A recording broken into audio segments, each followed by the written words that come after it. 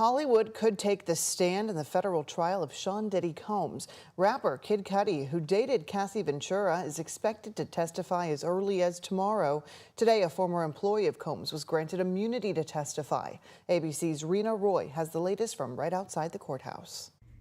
From baby oil and lubricant to drugs and guns, jurors seeing more evidence that authorities say was seized when they raided Diddy Combs' Miami Beach mansion last year. Special Agent Gerard Gannon walking a .45 caliber handgun in front of the jury that he says was found on the property.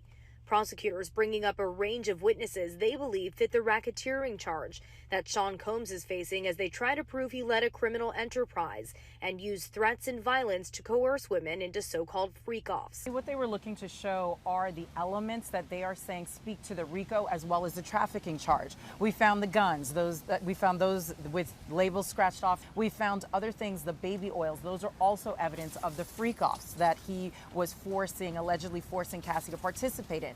Jurors also hearing from sex trauma expert Dawn Hughes, who testified that it's very common for victims to stay in abusive relationships because they feel trapped.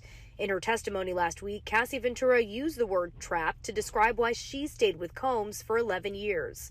Hughes explaining there's always an element of love and abuse that creates an intense attachment to the abuser. She said instead of leaving, trauma victims develop coping mechanisms like placating the abusive partner to try and stop the violence or curling up into a ball during beatings and taking drugs to numb the feelings. It couldn't be lost on the jury that Dr. Hughes was describing some of the very same coping mechanisms that Cassie Ventura described during her testimony, or that others described. Both Dawn Richard of Diddy Combs and Carrie Morgan, Cassie Ventura's one-time best friend, both described seeing her curl up in a fetal position as Sean Combs was beating her, as they said they witnessed.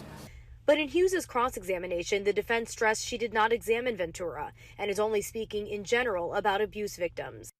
A former employee of Combs also took the stand today after he was granted immunity. George Kaplan said he would invoke his Fifth Amendment right against self-incrimination if he didn't get that immunity.